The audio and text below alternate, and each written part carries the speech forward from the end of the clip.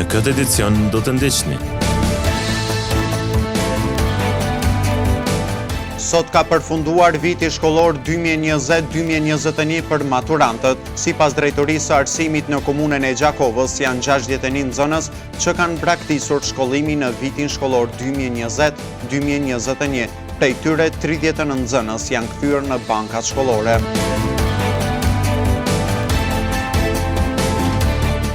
Drejtoria për Zhvillim Ekonomik ka shpallur thirrjen publike për grante për bizneset mikro të angazhuara në fushë të prodhimit, përpunimit dhe artizanateve tradicionale.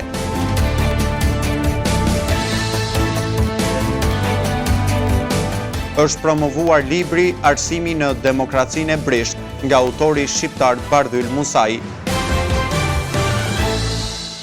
Mirëmbrëma, po fillojmë edicionin e lajmeve qendrore këtu në televizionin Syri. Kryeministri i Kosovës Albin Kurti ka thënë se takimi me presidentin serb Aleksandar Vučić është për vendosjen e kapitullit të ardhshëm për dialogun e jo vazhdim i dialogut të mëhershëm. Kurti ka thënë se para takimit të tij të parë me Vučić do të mbajë një seancë në Kuvendin e Kosovës për diskutimin e marrëveshjeve të kaluara dhe zbatimin e tyre. Kryeministri i Kosovës Albin Kurti ka thënë se takimi me presidentin serb Aleksandar Vučić është për vendosjen e kapitullit të ardhshëm për dialogun e jo vazhdimi i dialogut të mëhershëm. Do ta kemi një diskutim në Kuvendin e Republikës lidhur me gjendjen e drejtanishme të procesit të dialogut të kaluar, sepse duhet të shohim ku ndodhemi sa i përket marrëveshjeve të dikurshme, zbatimit të tyre dhe ndikimit të tyre. Këto komente Kurti i bëri pas takimit me presidenta në Kosovës Vjosa Osmani për mbajtjen e datës për zgjedhje lokale. Ai para gazetarëve tha se më herët që mbahen zgjedhjet aq më mirë është, por sipas të gjitha gjasave të njëjta do të mbahen në muajin tetor. Konsiderojmë që muaji tetor sërish është muaji kur do duhej që të mbahen zgjedhjet. Për neve si lëvizje vetëvendosje, me qenë se në këtë takim isha në cilësinë e kryetarit të subjektit tonë, sa më herët zgjedhjet aq më mirë është. I pyetur për kandidaturën në lëvizjes vetëvendosje për Prishtinën, Kurti tha se ato cakton Këshilli i Qendrës së Partisë në kryeqytet. Sot ka përfunduar viti shkollor 2020-2021 për maturantët. Zyrtarisht në komunën e Gjakovës janë 1237 maturant të gjimnazit dhe shkollave profesionale të cilët përfunduan vitin shkollor. Gjatë ditëve pasuese, nxënësit që kanë ngelur me kalueshmëri të dobët do t'i nënshtron procesit të riprovimeve në lëndët përkatëse. Ndërkaq me datën 26 qershor 2021 të gjithë maturantët që kanë rezultuar të suksesshëm në kalueshmëri do t'i nënshtrohen maturës shtetërore. Vazhdojmë edicionin me një informacion nga arsimi. Braktisja e shkollës është një fenomen shqetësues për të gjithë vendin. Në komunën e Gjakovës janë 61 nxënës që kanë braktisur shkollimin në vitin shkollor 2020-2021. Prej tyre 39 nxënës janë kthyer në bankat shkollore. Nga 61 nxënës që kanë braktisur shkollimin në vitin shkollor 2020-2021 në komunën e Gjakovës, 39 prej tyre janë kthyer në bankat shkollore. Kjo fal punës dhe angazhimit të ekipeve punuese për parandalim dhe reagim ndaj braktisjes që funksionon në kuadër të shkollave në këtë komunë. Realisht ne si ekip ose ekipi i DKA-s në Bashkëpunimit të Vendit Komunal monitorojnë çdo shkollë me efekt të veçantë ato shkolla që kanë problematikë më të madhe ose që kanë këtë sfidë. Mundohen që mi sensibilizu që këta fëmijë të kthehen në shkollë dhe të vazhdojnë shkollën. Arsyet ose shkaqet që ata nuk e marrin me bind janë të ndryshme, por arsyet kryesore ose ato që familjarët ose nxënësat i thonë është se nxënësit këtyre moshave nuk lejon nga prindrit që më shkojnë në shkollë, për arsyet që kanë më kujdes për të veçlit ose për vllain ose motrën që kanë më të vogël në shtëpi, që kanë një punë në një farforme detyruar. Pikë tjetër është vajzat që janë martuar në moshë të re, do thotë ende pa moshën madhore, për shkak të ndrimit të vendbanimeve, për shkak të kushteve të rënda ekonomike. Janë disa institucione të cilat ballafaqohen me fenomenin e braktisjes së shkollës. E njëra ndër to është edhe Shkolla e Mesme e Ulët Mustafa Bakia. Siç e do dhe liçi, Këshilli drejtues në bashkëpunim me menaxhmentin, do thotë kanë miratuar ekipin, i cili është shumë profesional në krye me Ylkën, e cila në bashkëpunim me drejtorinë e shkollës monitoron rastet gjatë gjithë kohës dhe në bashkëpunim me mësuesit e klasës raportohen mungesat javore në sallën e mësimdhënësve dhe ato monitorohen nga Ylka dhe nga shkolla dhe më pas nëse ka raste në prag të braktisje me mungesa të mëdha, atëherë fillojmë rastin dhe fillojmë veprimet e duhura që kërkohen prej parandalimit braktisjes. Për të parandaluar këtë fenomen shqetësues, ekipet vazhdimisht punojnë në terren për të krijuar mundësi sa më të mira të bashkëpunimit mes prindërve, nxënësve dhe mësimdhënësve. Zakonisht, prindërit që kanë mungesë të vetëdijes për rëndësinë e shkollimit ose për neglizhojnë shkollën, ata arrim të rikthejmë, ndërsa disa familje që janë me probleme familjare ose raste pak më të komplikuara, për ato raste sigurisht që kërkojmë ndihmë edhe nga ekipi komunal i Gjakovës. Edhe qendra e komuniteteve Ali Ibra punon për të kthyer fëmijët në banka shkollore. Luiz Buqa, si koordinator, ka thënë se kjo qendër ka bashkëpunim me shkollat në komunën tonë. Në fakt e kemi një bashkëpunim shumë të mirë me drejtoritë e shkollave, të cilët fëmijët nga lagja Ali Ibra i gravitojnë ato, edhe shqetësimet apo problemet që kanë i adresojnë tek ne. Dhe reagimi jonë është i menjëhershëm, ne mirëmi me rastin, i takojmë nxënësit dhe prindërit e tyre, në mënyrë që të kuptojmë se cili është qëllimi i braktisjes. Shkollat që kanë ekipet punuese po bëjnë përpjekje të vazhdueshme për kthimin e këtyre fëmijëve në arsim. Vlen të theksohet se secili institucion që ballafaqohet me këtë çështje, këtyre fëmijëve ju siguron edhe veshje, çantë dhe gjëra materiale të ndryshme me arsyeën e vetme të mos braktisjes së shkollës. Drejtoria për Zhvillim Ekonomik ka shpallur thirrjen publike për grante për bizneset mikro të angazhuara në fushë të prodhimit, përpunimit dhe artizanateve tradicionale. Afati për të aplikuar është deri më 15 qershor. Drejtoria për Zhvillim Ekonomik në komunën e Gjakovës në kuadër të programit Fondi Zhvillimor për Ndërmarrje Mikro ka shpallur thirrjen publike për grantet për bizneset mikro të angazhuara në fushë të prodhimit, përpunimit dhe artizanateve tradicionale. Drejtori i këtij dikasteri Ferdinand Kole tha se këto grante do të jenë stimulim për të gjithë prodhuesit. Po, Drejtoria për Zhvillim Ekonomik e komunës së Gjakovës edhe këtë vit ka bën thirrjen për aplikim për grantet për bizneset të vogla. Në thirrja është hapur dje, do të jetë hapur deri në datën 15, edhe kësaj radhe do të jenë përfitues bizneset që merren me prodhim, me përpunim dhe artizanate tradicionale. Ai më tutje tha se përparësi do të kenë kryesisht bizneset që udhëhiqen nga femrat. Në këtë vit kemi pas bashkëpunim marrëveshje bashkëpunimi për ndihmën e biznesit, ndihmën në procedurë edhe me helpën dhe mileniumin e tretë si drejtori, është duke vazhduar për 25 biznese femra. Me herët kemi pas një bashkëpunim gjatë muajit të shkurt, kemi pas një bashkëpunim me German Corporation, ndërsa tash është implementimi i tretë, domethënë pak ose rregull që kemi nisë drejtori i zhvillimit ekonomik, punë që akos, ndihmë bizneseve. Vlera financimit të një granti do të jetë nga 2.000 deri në 5.000 euro, përfshirë këtu edhe vetë financimin për 20%. Afati për të aplikuar është deri me 15 qershor të këtij muaji. Në fermën e familjes Gashi në fshatin Osekhyl sot u bë qethja e deleve. Tradit kjo e lashtë e kësaj familje. Koha optimale për të kryer këtë rit është në fillimin e pranverës e deri në gjysmën e gushtit. Natyra dhe kullosat e shumta në fshatin Osekhyl të Gjakovës bën që blegtoria në këtë rajon të përcillet gjenerat pas gjenerate. Është familja Gashi që ndër vite merret me kultivimin e deleve. Në fermën e tyre sot u bë qethja e deleve, tradit kjo e lashtë e kësaj familje. Koha optimale për të kryer këtë rit është në fillimin e pranverës e deri në gjysmën e gushtit. Për traditë kemë brez mas brezi, që një 3 breza që i mri unë, që i majmë, për mi qesë, ja bojmë për gjithë vetë, ja bojmë qesat. Kjo qestarët e bojnë një artë vetë vetën.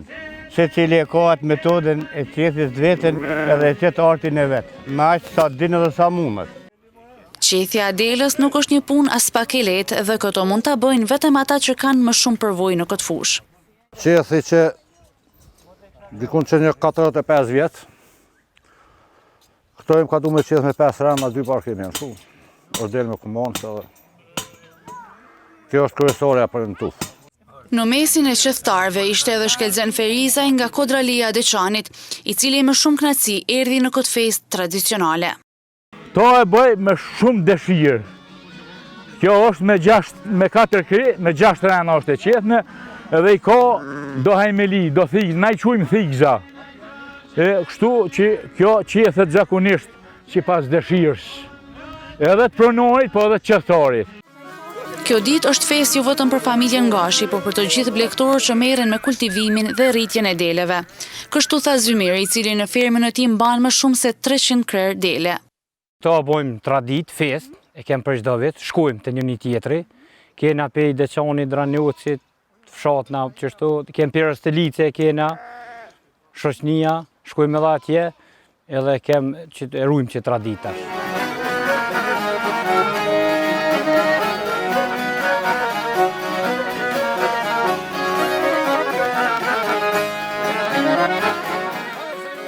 Nën melodinë e instrumenteve muzikore tradicionale, qethtarët kryen traditën e qethjes së deleve. Edhe pse komuna Gjakovës nuk ka një organizim të tillë tradicional, janë barinjët e këtyre familjeve që vazhdojnë me pasion e fanatizëm këtë traditë.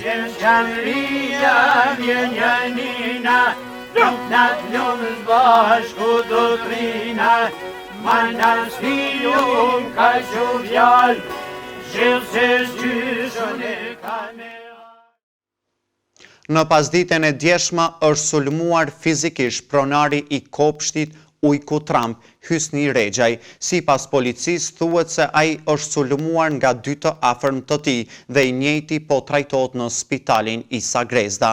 Njëri nga të dyshuarit është arrestuar nga policia, ndërsa tjetri është në arati. Të hënën rreth orës 15:30 ka ndodhur një incident në lagjen Dardania. Në bazë të raportit të policisë, 2 të afërm të pronarit të kopshtit zoologjik Ujku Tramp, Hysni Rexhaj, e kanë sulmuar fizikisht atë. I njëjti ndodhet I hospitalizuar në repartin e kirurgjisë.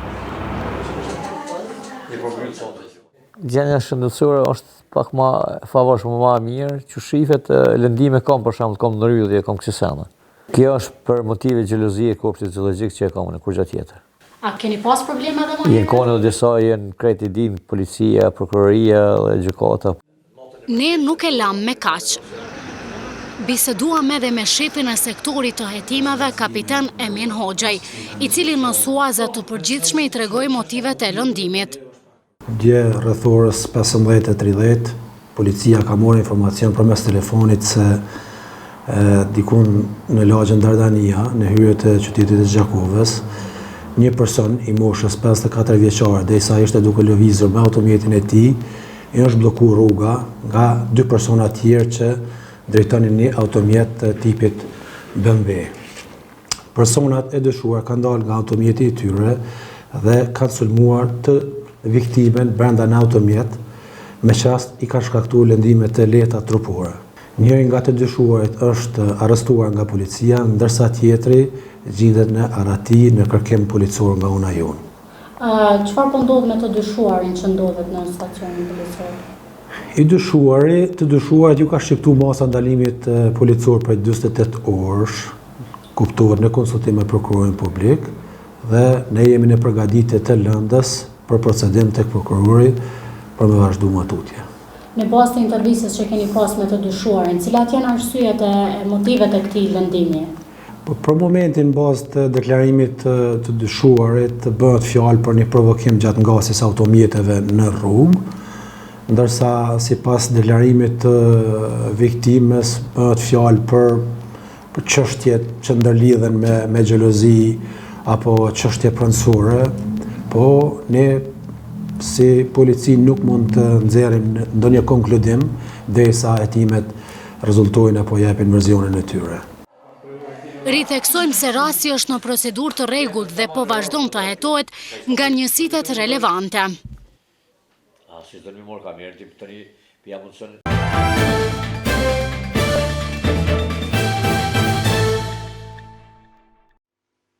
Është promovuar libri Arsimi në demokracinë e brisht nga autori shqiptar Bardhyl Musai nën organizimin e qendrës didaktike dhe shoqatës së intelektualëve Jakova u promovua ky libër, i cili është rezultat i një pune studimore shumë vjeçare.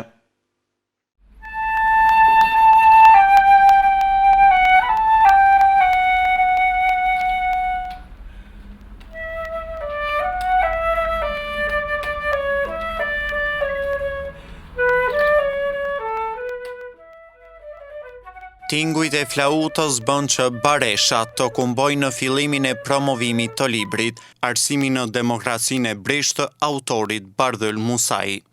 Pjesëmarrës në këtë ceremoni ishin edhe përfaqësues të shoqatës të intelektualëve Jakova, ku thanë se ky libër është rezultat i një pune studimore shumë vjeçare. Janë përmbledh aty tema prej më të ndryshmeve të cilët e kanë përcjell zhvillimin e arsimit shqip, kryesisht në Shqipëri, po nuk është larg edhe ajo që ka ndodhur në Kosovë, në kohën e tranzicionit.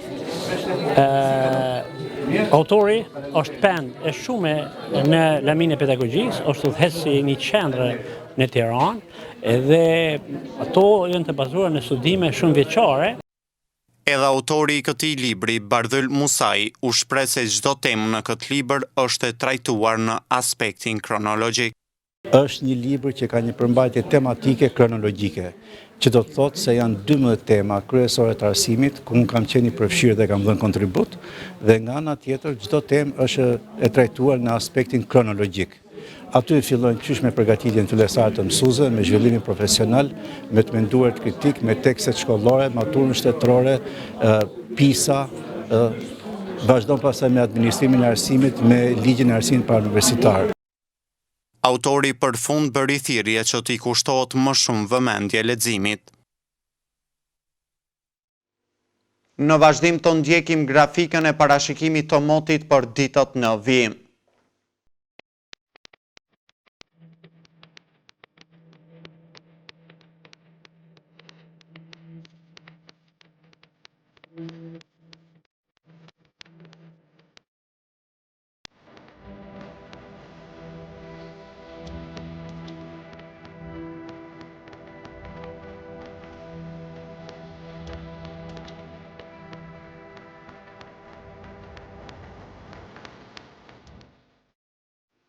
Para se të ndami të ndjekim edhe njëherë disa nga informacionet kryesore të këtij edicioni.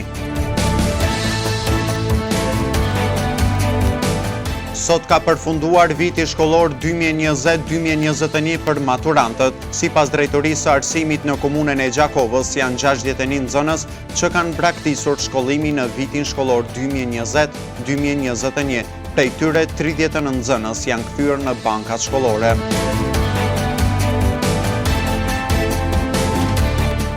Drejtoria për Zhvillim Ekonomik ka shpallur thirrjen publike për grante për bizneset mikro të angazhuara në fushë të prodhimit, përpunimit dhe artizanateve tradicionale.